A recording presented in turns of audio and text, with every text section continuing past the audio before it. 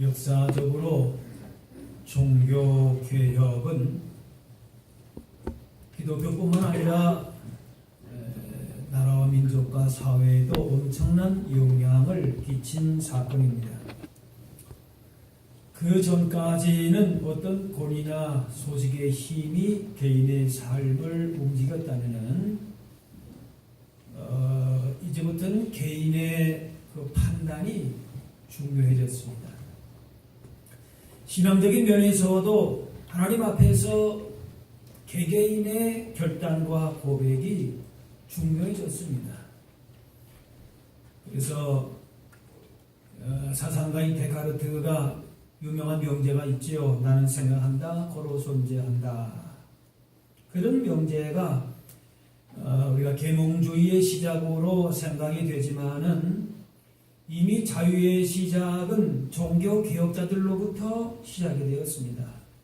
그래서 그 명제를 빌자면은 나는 생각한다가 아니라 나는 믿는다, 고로 존재한다. 그렇게 볼 수가 있을 것이죠. 종교개혁은 사람이 어떤 전통과 또 어떤 억압 혹은 미신으로부터의 자기 주체성을 거기서부터 벗어나서 주체성을 발견하도록 하는 데에 많은 도움이 됐습니다. 중세 로마 교회는 교권의 남용, 또 교회 안의 여러 가지 우상적인 요소로 인해서 세속적이고 형식적인 종교로 전락했습니다. 교회 본연의 목적을 망가하고 전혀 엉뚱한 방향으로 가게 됐습니다. 급기야 문해부흥운동, 르네상스라고 하죠. 문해부흥운동이 일어나게 되고 이어서 종교개혁운동이 일어나게 됐습니다. 당시로 볼 때는 둘 다 로마 교회의 속박에서 벗어나고자 하는 운동이지만은 문해부흥운동은 인간으로 돌아가자라고 하는 것이고 또 종교개혁은 하나님의 말씀으로 돌아가자는 것입니다. 말씀으로 돌아간다고 할 때에 옛날로 돌아간다라고 하는 그런 뜻만이 아니라 말씀에 의해서 새롭게 변화되자는 것입니다.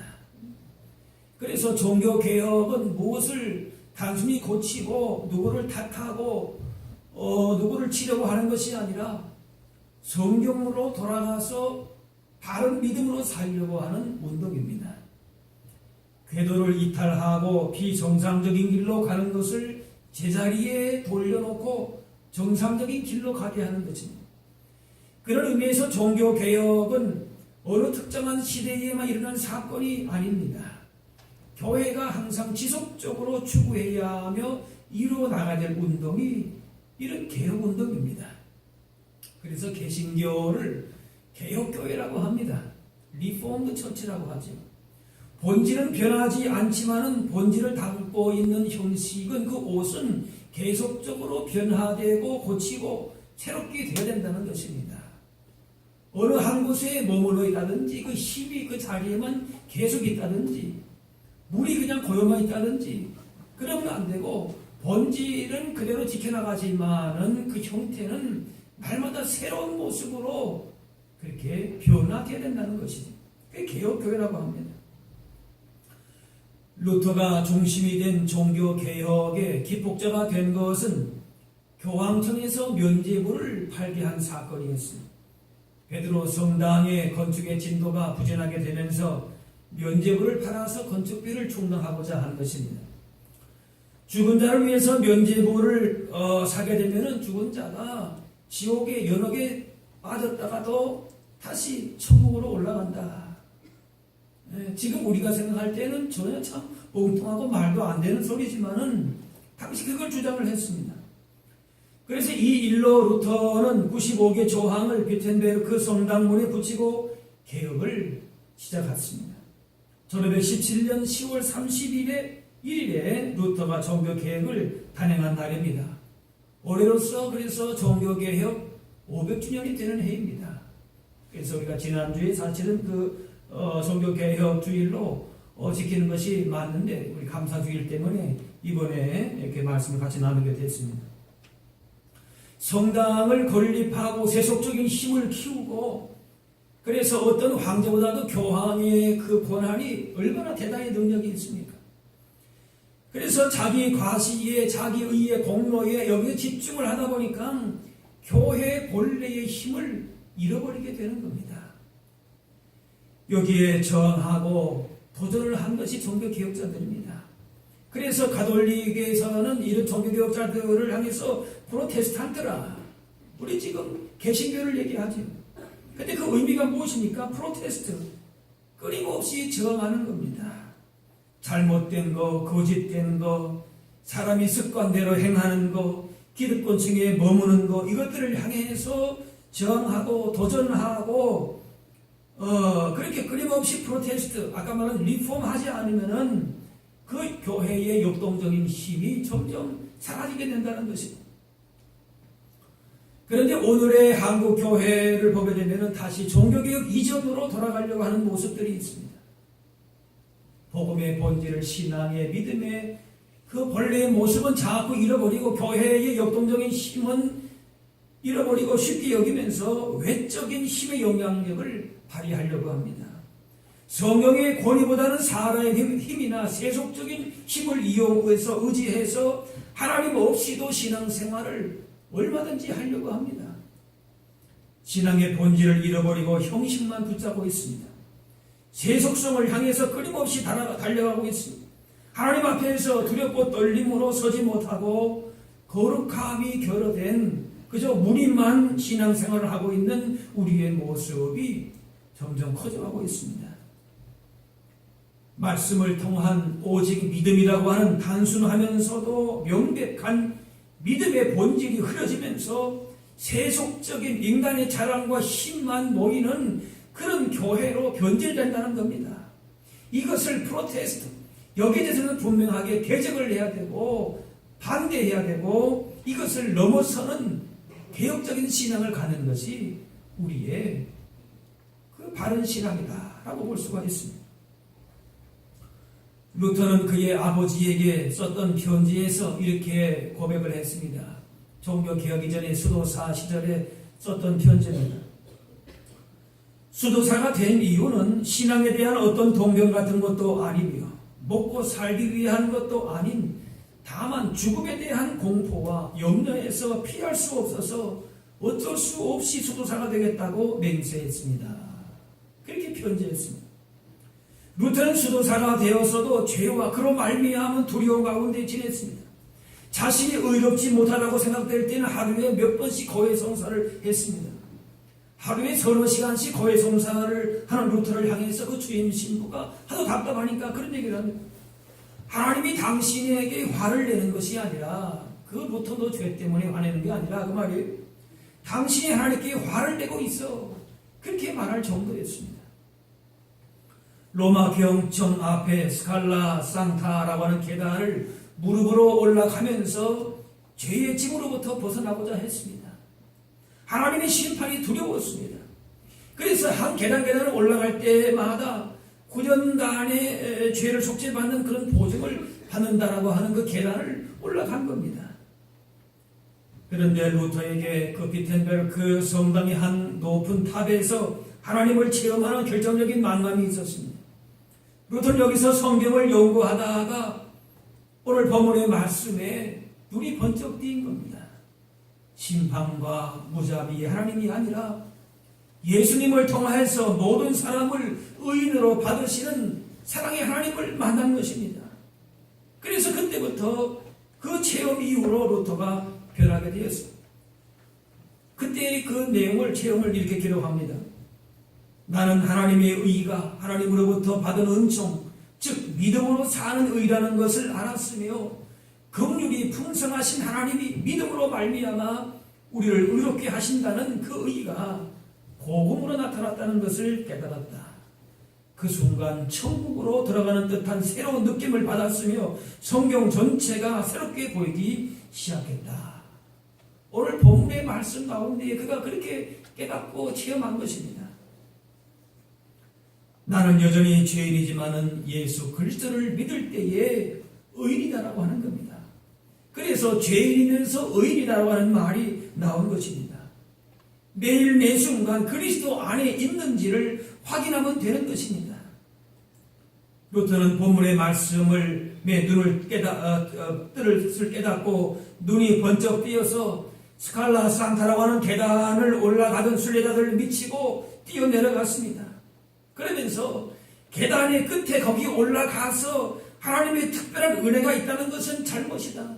내 공로로 내 어떤 의로움으로 그것을 해서 속죄받으려고 몸부림쳤지만은 또다시 그 계단을 올라갈 수밖에 없는데 그것은 아니다라고 하는 것입니다.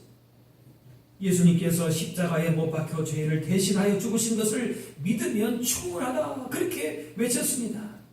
그러면서 오직 믿음을 외치면서 계단을 내려왔던 것입니다. 루터는 로마서의 말씀 가운데에 오직 믿음이라고 하는 구원의 길을 발견하고 그래서 그의 심령이 개혁이 일어나면서 종교개혁을 단행했던 것입니다.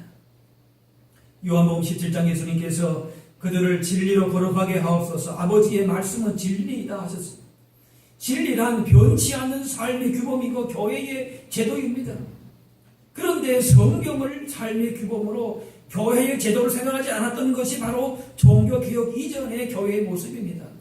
정말 신앙과 교회의 중요한 구조와 제도가 그 본질이 성경 말씀을 통한 믿음이 있었는데 그거는 다 버려버리고 엉뚱한 것에 힘을 기울이고 있었다는 겁니다.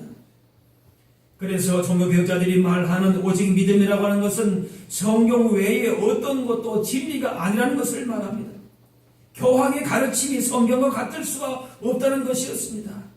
또 성모 마리아가 훌륭하지만 성모 마리아를 통해서 구원받는 것이 아니라는 것입니다. 우리의 신앙은 철저하게 하나님의 계시에 근거해야 합니다. 내 경험이 아무리 탁월해도 내 공로가 아무리 뛰어나다 할지라도 이런 것이 많다 할지라도 그것이 하나님 말씀 안에서 조명이 되어야 되는 것입니다. 성경의 가르침과 배치된다면 버릴 수 있어야 합니다.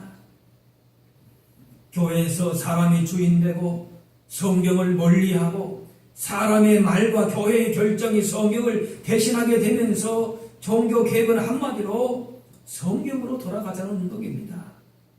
지금 우리의 신앙과 교회가 어느 방향으로 가고 있느냐? 누가 한마디 하면 거기에 쭉 쫓아가고 어떤 제도를 세우면 그게 하나님 말씀처럼 그 제도가 그냥 변하지 않고 그대로 있고 교회의 전통과 사람의 어떤 그런 습관이 그것이 절대화되는 것. 그게 교회가 아니라 그 말이죠. 그런 구조와 그런 공동체는 세상에 어디에 나가도 많다라고 하는 것이 하나님 중심으로 바른 믿음으로 돌아가자는 겁니다. 르네상스를 아드 폰티에스 운동이라 그러지요. 근본으로 돌아가자는 거지요. 종교개혁은 아드 비블리아라고 하는데 운동이라고 하는데 이것은 성경으로 돌아가자고 하는 운동입니다.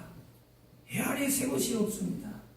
개혁은 새 것을 찾는 것이 아니라 본질로 돌아가는 것입니다. 종교개혁의 정신을 온전히 이어서 참된 교회를 세우려면 바른 믿음이 필요하고 바른 믿음을 위해서는 오직 성경으로 돌아가야 합니다. 신앙의 기준이 주관적 체험과 이성적 판단, 어떤 인간의 공로, 그것이 기독교 신앙은 결코 아닙니다. 우리의 신앙은 철저하게 오직 따라갑시다. 성경 중심의 신앙입니다. 성경 중심의 신앙입니다. 네. 성경이 가는 데까지 가고 거기서 더도 덜도 말아야 합니다. 성경에서 말씀하는 데까지 가는 것이 그리고 성경에서 멈추는 데에 멈춰야 하는 것입니다. 그래 디모데후서 말씀에 너는 배우고 확신한 일에 거하라. 배우는 데까지 거하고 확신하는 대로 거하라고 하는 거예요. 그래서 거하라고 하는 말은 들어봤다 나왔다 하는 것이 아니라 한번 들어갈 때 말씀을 받으면 그 말씀 가운데에 계속 영원토록 거기에 거하라고 하는 것입니다.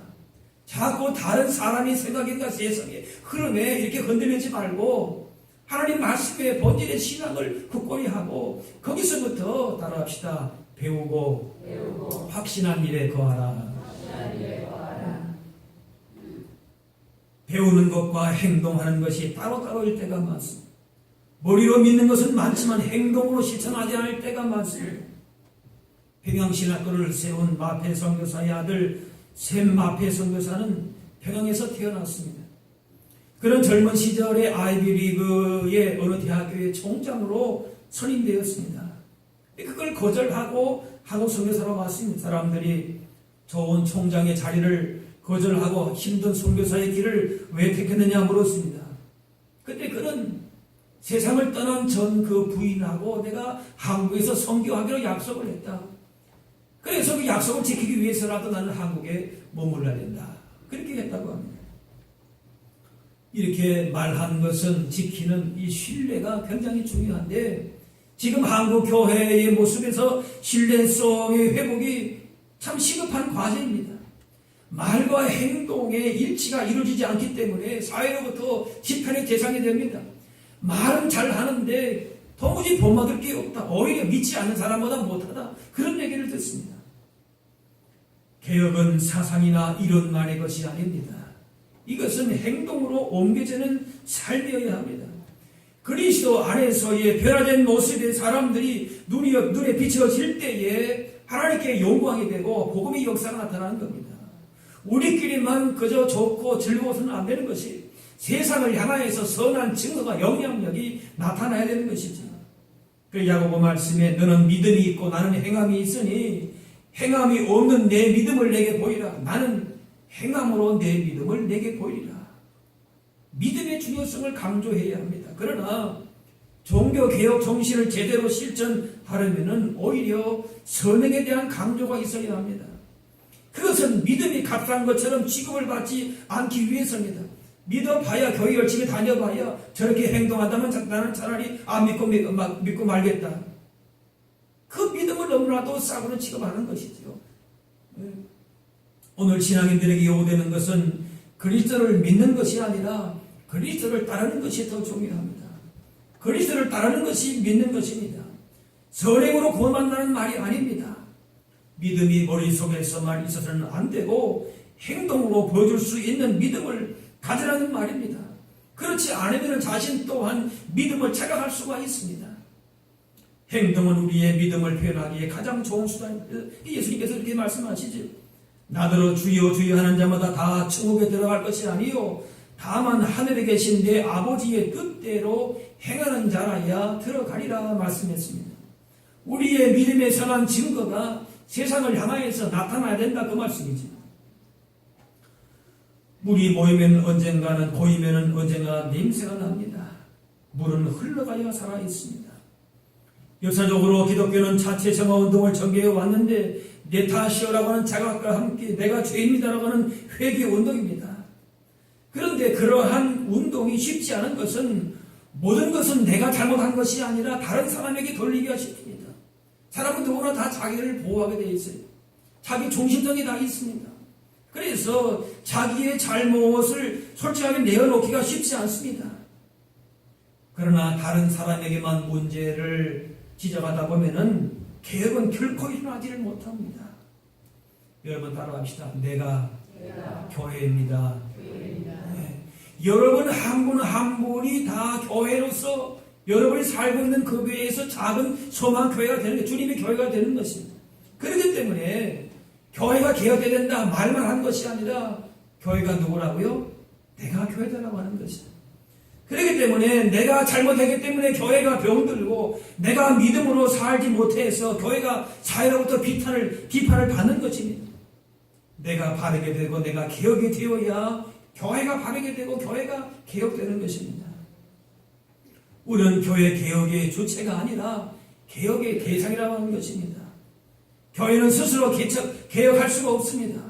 교회의 개혁은 우리가 나서서 무엇인가를 해야 하는 것이 아니라 그 전에 오히려 모든 것을 내려놓고 잠잠히 물러서서 하나님께서 성령을 통해서 교회를 개혁시키려는 것을 기다리는 데서부터 시작됩니다.